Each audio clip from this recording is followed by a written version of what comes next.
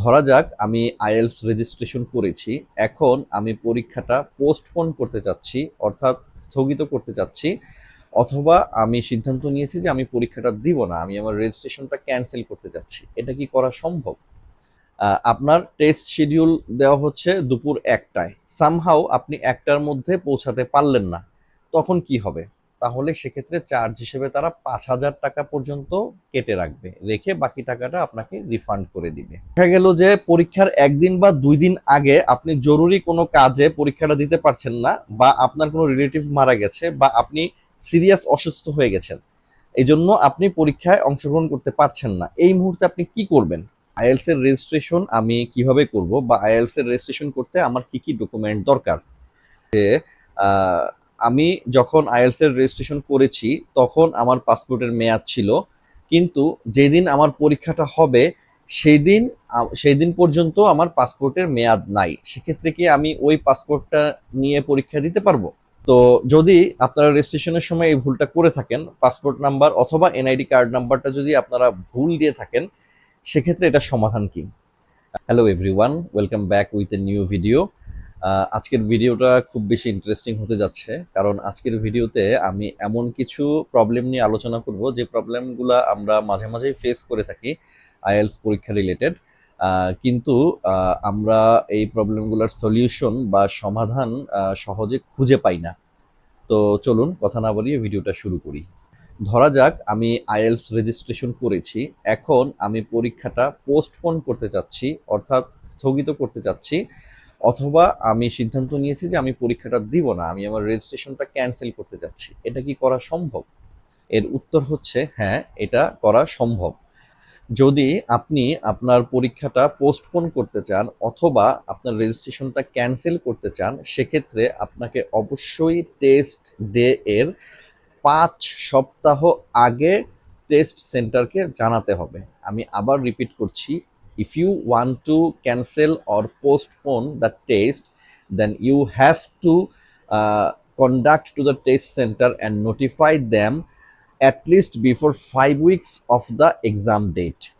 যদি আপনি ৫ সপ্তাহের আগে জানাতে ব্যর্থ হন, অর্থাৎ আপনার এক্সাম ডেট যদি ৫ সপ্তাহের কম সময়ের মধ্যে হয়ে থাকে, তাহলে আপনি এই পরীক্ষাটা পোস্টপোন বা ক্যান্সেল করতে পারবেন না। পোস্টপোন বা ক্যান্সেল করার জন্য বেশ কিছু শর্ত রয়েছে। এই শর্তগুলোর যে কোনো একটা শর্ত যদি আপনি পরিপালন করতে পারেন, তাহলেই কেবল আপনি আপনার পরীক্ষাটা স্থগিত বা রেজিস্ট্রেশনটা বাতিল করতে পারবেন। ১ নম্বর শর্ত হচ্ছে সিরিয়াস ইলনেস। আপনি যদি কোনো দুরারোগ্য বা মারাত্মক রোগে আক্রান্ত হয়ে থাকেন, তাহলে আপনি এটার জন্য আবেদন করতে পারবেন। সেক্ষেত্রে আপনাকে হসপিটালে ভর্তি হতে হবে, অথবা যদি আপনার সিরিয়াস কোনো ইনজুরি হয়ে থাকে, সেক্ষেত্রে আপনি পরীক্ষা পোস্টপোন বা ক্যান্সেল করতে পারবেন। প্রমাণ হিসেবে আপনাকে আপনার হসপিটালে ভর্তির কাগজপত্র অথবা ইনজুরি রিলেটেড ডক্টরের সার্টিফিকেট প্রদান করতে হবে। তবে এই বিষয়ে মনে রাখবেন যে সাধারণ ঠান্ডা জ্বর বা সাধারণ অসুস্থতার জন্য আপনি পরীক্ষা পোস্টপোন বা ক্যান্সেল করতে পারবেন না।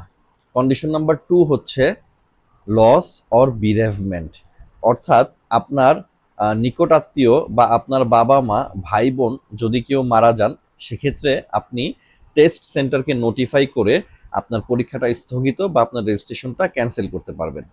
কন্ডিশন নাম্বার 3 হচ্ছে হার্ডশিপ অর ট্রমা। যদি আপনি পরীক্ষার ৫ সপ্তাহ পূর্বে কোনো রকম অ্যাক্সিডেন্টের শিকার হন, বা কোনো ছিনতাইয়ের শিকার হন, বা অ্যাক্সিডেন্টের মাধ্যমে আপনি সিরিয়াসলি ইনজুর্ড হয়ে যান, সেক্ষেত্রে আপনি এক্সাম সেন্টারকে নোটিফাই করলে তারা আপনার টেস্টটাকে পোস্টপোন অথবা রেজিস্ট্রেশনটাকে ক্যান্সেল করে দিবে। নাম্বার 4 হচ্ছে আপনি যেদিন পরীক্ষা দেওয়ার জন্য রেজিস্ট্রেশন করেছেন, ওই দিন যদি আপনার অন্য কোনো সরকারি চাকরির পরীক্ষা থাকে, সেক্ষেত্রে আপনি টেস্ট সেন্টারকে বিষয়টা অবগত করলে তারা আপনার পরীক্ষাটা স্থগিত বা ক্যান্সেল করে দিবে। পঞ্চম রিজনটা হচ্ছে আপনি যদি পরীক্ষায় রেজিস্ট্রেশন করার পর আপনার পাসপোর্টটা হারিয়ে ফেলেন, তাহলে আপনি পরীক্ষাটা পোস্টপোন বা ক্যান্সেল করতে পারবেন, কিন্তু সেক্ষেত্রেও আপনাকে কিন্তু টেস্ট ডে এর ৫ সপ্তাহ আগে এক্সাম সেন্টারকে নোটিফাই করতে হবে যে আপনি আপনার পাসপোর্টটা হারিয়ে ফেলেছেন, and you need time to recollect your passport. তো এই 5টা কন্ডিশনের যে কোনো একটা কন্ডিশন যদি আপনার সাথে মিলে যায়, তাহলেই কেবল আপনি পরীক্ষাটা স্থগিত বা আপনার রেজিস্ট্রেশনটা ক্যান্সেল করার জন্য আবেদন করতে পারবেন। এখন আলোচনা করব নেক্সট প্রবলেমটা নিয়ে। আহ, অনেকেই আমাকে কোয়েশ্চেন করে থাকেন যে আইএলটিএস এর রেজিস্ট্রেশন আমি কিভাবে করব, বা আইএলটিএস এর রেজিস্ট্রেশন করতে আমার কি কি ডকুমেন্ট দরকার। আপনি যদি বাংলাদেশি হয়ে থাকেন এবং বাংলাদেশ থেকে যদি পরীক্ষা দেওয়ার সিদ্ধান্ত নিয়ে থাকেন, তাহলে আইএলটিএস এর রেজিস্ট্রেশন আপনি 2টা ডকুমেন্টস দিয়ে করতে পারবেন। 1 নাম্বার এনআইডি বা জাতীয় পরিচয়পত্র, অথবা আপনার পাসপোর্ট। এর যে কোনো একটা ডকুমেন্টস দিয়ে আপনি আইএলটিএস এর জন্য রেজিস্ট্রেশন করতে পারবেন। তবে পাসপোর্ট দিয়ে করাই উত্তম, এবং আপনি এটা নিশ্চিত করবেন যে আপনার পাসপোর্টের যথাযথ মেয়াদ রয়েছে। থার্ড যে ইস্যুটা নিয়ে আমি আলোচনা করব সেটা হচ্ছে, অনেকেই এরকম প্রশ্ন করেন যে আমি যখন আইএলটিএস এর রেজিস্ট্রেশন করেছি তখন আমার পাসপোর্টের মেয়াদ ছিল, কিন্তু যেদিন আমার পরীক্ষাটা হবে সেই দিন পর্যন্ত আমার পাসপোর্টের মেয়াদ নাই। সেক্ষেত্রে কি আমি ওই পাসপোর্টটা নিয়ে পরীক্ষা দিতে পারবো? এই প্রশ্নটার উত্তর দেওয়ার আগে আমি আপনাকে সিম্পল একটা বিষয় বলি। আপনি পাসপোর্ট দিয়ে যদি রেজিস্ট্রেশন করেন, সেক্ষেত্রে অবশ্যই আপনাকে পাসপোর্টটা এক্সাম সেন্টারে নিয়ে যেতে হবে, আদারওয়াইজ আপনাকে কিন্তু এক্সাম দিতে দিবে না। এটা হচ্ছে প্রথম কন্ডিশন। যদি আপনার পাসপোর্টের মেয়াদ শেষ হয়ে যায়, তাহলে আপনাকে এই টেস্টটাকে অবশ্যই রিশিডিউল করতে হবে। সেক্ষেত্রে ভিডিওর প্রথম যে কোয়েশ্চেনটা নিয়ে আমি আলোচনা করেছিলাম যে আপনি যদি টেস্টকে পোস্টপোন করতে চান, সেক্ষেত্রে কিভাবে আবেদন করবেন, তো সেভাবে আপনি টেস্ট সেন্টারকে নোটিফাই করবেন যে আপনার পাসপোর্টের মেয়াদ শেষ হয়ে গিয়েছে, এবং যেদিন আপনার টেস্ট সেদিন আপনার পাসপোর্টটা মেয়াদ উত্তীর্ণ থাকবে, and you need time to get a new and fresh passport. So আপনি তাদেরকে আবেদন করবেন যে আপনার পরীক্ষাটা রিশিডিউল করার জন্য। তবে আপনি যদি পাসপোর্টের পরিবর্তে এনআইডি দিয়ে রেজিস্ট্রেশন করে থাকেন, সেক্ষেত্রে এই ধরনের ঝামেলা আপনাকে পোহাতে হবে না। এখন যে সমস্যাটা নিয়ে আলোচনা করব সেটা খুবই ইন্টারেস্টিং। সেটা হচ্ছে, আমার এক স্টুডেন্ট একবার এই ধরনের প্রবলেম ফেস করেছিল। সে যখন রেজিস্ট্রেশন করে তখন সে পাসপোর্ট নাম্বারটা ভুল দিয়েছিল, আনফরচুনেটলি। তো যদি আপনারা রেজিস্ট্রেশনের সময় এই ভুলটা করে থাকেন, পাসপোর্ট নাম্বার অথবা এনআইডি কার্ড নাম্বারটা যদি আপনারা ভুল দিয়ে থাকেন, সেক্ষেত্রে এটা সমাধান কি? এটা নিয়ে অডিট হওয়ার কিছু নাই। আপনার যেদিন টেস্ট সেদিন আপনি আপনার পাসপোর্ট বা এনআইডি যেটা দিয়ে রেজিস্ট্রেশন করেছেন সেটা নিয়ে যাবেন এক্সাম সেন্টারে, এবং সেখানে যিনি সুপারভাইজার থাকবেন বা যিনি দায়িত্বপ্রাপ্ত ব্যক্তি থাকবেন, ওনাকে আপনার এনআইডি বা পাসপোর্টটা দেখালেই এবং ওনাকে এই প্রবলেমটা খুলে বললেই উনি সেই অনুযায়ী ব্যবস্থা নিয়ে আপনার এটা ঠিক করে দিবেন। অনেকেই প্রশ্ন করেন যে এক্সাম হলে আমি কি কি নিয়ে যেতে পারবো। আপনি যদি পেপার বেসড এক্সাম দেন, তাহলে আপনি আপনার সাথে শুধু পেন্সিল এবং ইরেজার নিয়ে যেতে পারবেন, অন্য কিছুই নিতে পারবেন না। যদি আপনি পানির বোতল নিতে চান, সেক্ষেত্রে আপনাকে ট্রান্সপারেন্ট বোতলে পানি নিয়ে যেতে হবে। অথবা আপনি যদি কম্পিউটার ডেলিভার্ড টেস্টের জন্য রেজিস্ট্রেশন করে থাকেন, সেক্ষেত্রে আপনাকে কিছুই নিতে হবে না। যেহেতু আপনি এক্সামটা কম্পিউটারে দিবেন, সুতরাং আপনার পেন্সিল বা ইরেজার বা কলম কিছুই দরকার নেই। আপনি কখন আপনার পরীক্ষার রেজাল্টটা পাবেন, এটা ডিপেন্ড করে আপনি কোন মিডিয়ামে পরীক্ষা দিচ্ছেন। যদি আপনি পেপার বেসড টেস্ট দেন, সেক্ষেত্রে আপনার টেস্ট হওয়ার 13 দিন পরে আপনি রেজাল্ট পেয়ে যাবেন। আর যদি কম্পিউটার ডেলিভার্ড টেস্ট দেন, সেক্ষেত্রে টেস্ট হওয়ার 3 থেকে 5 দিনের মধ্যে আপনি আপনার রেজাল্ট পেয়ে যাবেন। একজন আমার ভিডিওর কমেন্ট বক্সে প্রশ্ন করেছিলেন যে আইএলটিএস এর মেয়াদ কতদিন থাকবে। আপনি যেদিন পরীক্ষা দিবেন সেই দিন থেকে ঠিক 2 বছর আপনার এই স্কোরের মেয়াদটা থাকবে। আরেকজন ক্যান্ডিডেট জানতে চেয়েছিলেন যে আপনি কতবার পরীক্ষা দিতে পারবেন। এটার উত্তর হচ্ছে, আপনি আপনার জীবনে যতবার খুশি পরীক্ষা দিতে পারবেন, এটার কোনো রেস্ট্রিকশন বা লিমিটেশন নাই, এবং আপনি যে কোনো বয়সে আইএলটিএস পরীক্ষা দিতে পারবেন, এটার জন্য কোনো বয়সের সময়সীমাও নাই। এবার একটা গুরুত্বপূর্ণ প্রশ্ন নিয়ে আলোচনা করব। ধরা যাক আপনি আইএলটিএস পরীক্ষা দিয়েছেন এবং নির্ধারিত সময়ে আপনি আপনার রেজাল্টও পেয়ে গেছেন অনলাইনে। তো রেজাল্ট পাওয়ার 7 কর্মদিবসের মধ্যে সাধারণত আমরা টিআরএফ বা টেস্ট রিপোর্ট ফর্ম বা রেজাল্টের হার্ড কপি পেয়ে থাকি। যদি 7 কর্মদিবসের মধ্যে আপনি আপনার টিআরএফটা রিসিভ না করেন, সেক্ষেত্রে কি করবেন? নিয়ম হচ্ছে, আপনি যেই ভেন্যুতে টেস্ট দিয়েছেন সেই ভেন্যু থেকে আপনার রেজিস্টার্ড অ্যাড্রেসে 7 কর্মদিবসের মধ্যে আপনার টিআরএফটা পাঠিয়ে দিবে। এখন আপনি যদি 7 কর্মদিবসের মধ্যে টিআরএফ রিসিভ না করেন, তখন কি করবেন? তখন আপনাকে ওই টেস্ট সেন্টারকে এটা নোটিফাই করতে হবে, একটা ইমেল করতে হবে। ইমেল অ্যাড্রেসটা আমি স্ক্রিনে দিয়ে দিচ্ছি। আপনারা ইমেল করে অথরিটিকে বিষয়টা জানালে তারা এই বিষয়টি সমাধান করে দিবে। আমরা তো আগে জেনেছি যে আপনি যদি আপনার টেস্টটা পোস্টপোন বা রিশিডিউল করতে চান, সেক্ষেত্রে পরীক্ষার 5 সপ্তাহ আগে আপনার টেস্ট সেন্টারকে নোটিফাই করতে হবে। এখন দেখা গেল যে পরীক্ষার 1 দিন বা 2 দিন আগে আপনি জরুরি কোনো কাজে পরীক্ষাটা দিতে পারছেন না, বা আপনার কোনো রিলেটিভ মারা গেছে, বা আপনি সিরিয়াস অসুস্থ হয়ে গেছেন, এই জন্য আপনি পরীক্ষায় অংশগ্রহণ করতে পারছেন না। এই মুহূর্তে আপনি কি করবেন? এক্ষেত্রে সবার প্রথমেই টেস্ট সেন্টারকে নোটিফাই করতে হবে আপনি কোনো একটা নির্দিষ্ট কারণে পরীক্ষাটা দিতে পারছেন না, এবং আপনি আপনার যথাযথ প্রমাণাদি এক্সাম সেন্টারকে প্রোভাইড করবেন। আপনি যদি এমন অবস্থার মধ্যে পড়ে যান যে আপনি টেস্ট দিতেই পারবেন না, সেক্ষেত্রে আপনি টেস্ট সেন্টারকে এটা নোটিফাই করলে তারা সিদ্ধান্ত নিবে যে আপনার এই টেস্টটাকে তারা রিশিডিউল করবে, নাকি আপনার এই টেস্টটা ক্যান্সেল করে দিয়ে তারা আপনাকে আপনার টাকা রিফান্ড করে দিবে। যদি আপনাকে টাকা রিফান্ড করে দেয়া হয়, তাহলে আপনার কিছু অ্যাডমিনিস্ট্রেটিভ চার্জ তারা কেটে রাখবে। এই যে চার্জটা তারা কেটে রাখবে, সেটা ডিপেন্ড করবে আপনি কোন টেস্ট দিচ্ছেন তার উপর। আপনি যদি আইএলস একাডেমিক অথবা জেনারেল ট্রেনিং দিয়ে থাকেন, তাহলে তারা চার্জ হিসেবে 3,900 টাকা কেটে রাখবে। আর আপনি যদি আইএলস ফর ইউকে ভিআই দিয়ে থাকেন, তাহলে সেক্ষেত্রে চার্জ হিসেবে তারা 5,000 টাকা পর্যন্ত কেটে রাখবে, রেখে বাকি টাকাটা আপনাকে রিফান্ড করে দিবে। এই প্রশ্নটাও খুব বেশি গুরুত্বপূর্ণ। একজন স্টুডেন্ট এই কোয়েশ্চেনটা করেছিলেন। সেটা হচ্ছে যে তিনি পেপার বেসড টেস্টের জন্য রেজিস্ট্রেশন করেছিলেন। রেজিস্ট্রেশন করার পরে ওনার মনে হয়েছে যে উনি কম্পিউটার ডেলিভার টেস্ট দিবেন।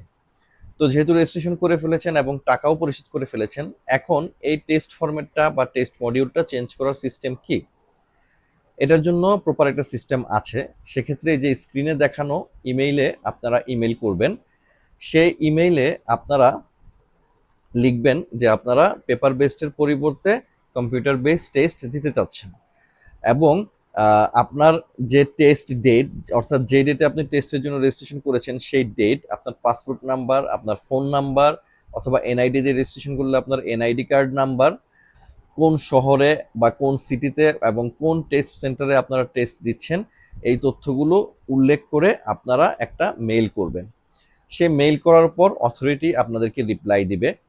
যদি এমন হয় যে শুধু আপনার টেস্ট ফরম্যাটটা চেঞ্জ হয়ে গেছে, অর্থাৎ পেপার বেসডের পরিবর্তে আপনি কম্পিউটার বেসড টেস্ট দিবেন, এটা তারা অ্যাকসেপ্ট করেছে, কিন্তু ডেট চেঞ্জ করেনি, অর্থাৎ আপনি আগে যেই ডেটে রেজিস্ট্রেশন করা ছিল সেই ডেটেই আপনি এক্সাম দিবেন, তাহলে এটার জন্য কোনো ফি প্রযোজ্য হবে না।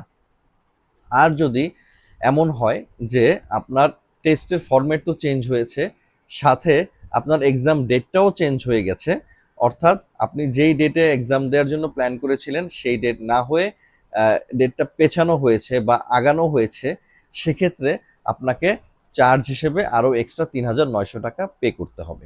আমি কি আইএলসের 4টা পার্ট একই দিনে দিতে পারবো, নাকি আলাদা আলাদা দিনে দিতে হবে? এই প্রশ্নটা খুবই গুরুত্বপূর্ণ। এটা ডিপেন্ড করে আপনি কোন ফরম্যাটে টেস্ট দিচ্ছেন। যদি আপনি পেপার বেসড টেস্টের জন্য রেজিস্ট্রেশন করে থাকেন, সেক্ষেত্রে আপনার রিডিং, লিসেনিং এবং রাইটিং একই দিনে একই সিটিংয়ে হবে। আর স্পিকিং টেস্ট হয় আপনার এই রিডিং, রাইটিং, লিসেনিংয়ের 7 দিন আগে হবে, অথবা 2 দিন পরে হবে। অন্যদিকে আপনি যদি কম্পিউটার ডেলিভার টেস্টের জন্য রেজিস্ট্রেশন করে থাকেন, সেক্ষেত্রে 4টা মডিউলে আপনার একই দিনে পরীক্ষা দিতে হবে এবং একই টেস্ট সেন্টারে পরীক্ষাগুলো হবে। এই ভিডিওর সর্বশেষ যে কোয়েশ্চেনটা নিয়ে আলোচনা করব সেটা হচ্ছে যে আপনার টেস্ট শিডিউল দেওয়া হচ্ছে দুপুর 1টায়, সামহাউ আপনি 1টার মধ্যে পৌঁছাতে পারলেন না, তখন কি হবে? তো ব্রিটিশ কাউন্সিল বা আইডিপিতে যখন আপনি টেস্টের জন্য রেজিস্ট্রেশন করবেন, তখন তারা আপনাকে একটা নির্দিষ্ট সময় দিয়ে দিবে। অর্থাৎ আপনার যদি দুপুর 1টার সময় পরীক্ষা শুরু হয়, সেক্ষেত্রে আপনার লাস্ট রিপোর্টিং টাইম দিবে দুপুর 12:30টায়। অর্থাৎ পরীক্ষা শুরু হওয়ার 30 মিনিট পূর্বেই আপনাকে এক্সাম হলে পৌঁছাতে হবে। কারণ কিছু রেগুলার রুটিন ওয়ার্ক থাকে যেগুলো এক্সামের পূর্বে করতে হয়। যেমন যিনি সুপারভাইজার থাকবেন, সেই সুপারভাইজার আপনার পাসপোর্টটা চেক করবেন, আপনার ছবি তুলতে হবে, আপনাকে ফিঙ্গারপ্রিন্ট দিতে হবে। তো এই কাজগুলা করতে মোটামুটি আধা ঘন্টার মতো সময় লেগে যায়। যেহেতু অনেক পরীক্ষার্থী থাকে, সেহেতু আপনাকে সিরিয়াল মেনটেন করে এই কাজগুলা করতে হবে। যদি আপনি কোনোভাবে 1টার মধ্যে বা টেস্ট শুরু হওয়ার আগে টেস্ট সেন্টারে পৌঁছাতে না পারেন, তাহলে আপনাকে পরীক্ষা দিতে দেয়া হবে না। এটা একদম ক্লিয়ার। এই বিষয়ে কোনো ধরনের সন্দেহ নাই। ব্রিটিশ কাউন্সিল বা আইডিপি আপনাকে কোনোভাবেই পরীক্ষায় বসতে দিবে না। সেক্ষেত্রে যদি আপনার ভ্যালিড রিজন থাকে, তাহলে তারা হয়তো আপনার এই টেস্টটাকে রিশিডিউল করতে পারে, অথবা আপনার টাকাটা রিফান্ড দিয়ে দিতে পারে। আর যদি আপনার কাছে ভ্যালিড কোনো রিজন না থাকে, তাহলে আপনার টেস্টটাও রিশিডিউল হবে না এবং আপনি এই টাকাও রিফান্ড পাবেন না। আপনাকে নতুন করে আবারও রেজিস্ট্রেশন করতে হবে। সুতরাং এই বিষয়ে সবাই সতর্কতা অবলম্বন করবেন। পরীক্ষার দিন যত দ্রুত সম্ভব বাসা থেকে বের হয়ে এক্সাম সেন্টারে চলে যাবেন। আপনি যদি 2 ঘন্টা আগে এক্সাম সেন্টারে পৌঁছান, তাতে আপনার কোনো ক্ষতি নাই। সারা বছর তো পড়াশোনা করেছেন, ওই দিন 2 ঘন্টা পড়াশোনা করে আপনার ব্যান্ড স্কোর খুব বেশি বেড়ে যাবে না। আর যদি পড়াশোনা করতেই হয়, আপনি এক্সাম সেন্টারে গিয়ে এক জায়গায় নিরিবিলি বসে পড়াশোনা করেন। এক্সাম সেন্টারে ঢোকার আগে কোনো একটা জায়গায় বসে আপনি পড়াশোনা করে নিতে পারেন। তবে যখনই আপনি এক্সাম সেন্টারে প্রবেশ করবেন, সাথে সাথেই কিন্তু আপনার কাছে থাকা যে কোনো ধরনের ইলেকট্রিক ডিভাইস, বই, খাতা, কলম, এক্সট্রা যে কোনো কিছু আপনার এক্সাম সেন্টারে সংশ্লিষ্ট অফিসারকে জমা দিয়ে দিতে হবে। আপনি কিন্তু কোনোটা নিয়েই ভেতরে ঢুকতে পারবেন না। অনলি আপনার এনআইডি এবং পাসপোর্ট নিয়ে যেতে পারবেন। সুতরাং যারা প্রিপারেশন নিচ্ছেন এবং অলরেডি রেজিস্ট্রেশন করে ফেলেছেন, তারা আশা করি এই ভিডিওটা সম্পূর্ণ দেখলে উপকৃত হতে পারবেন। তো আমার চ্যানেলে আমি আইএলটিএস নিয়ে রেগুলার ভিডিও পোস্ট করি এবং অনেক লেসন ভিডিও আছে। আমার ভিডিওগুলো যদি ভালো লেগে থাকে, তাহলে আমার ভিডিওতে একটা লাইক দিবেন।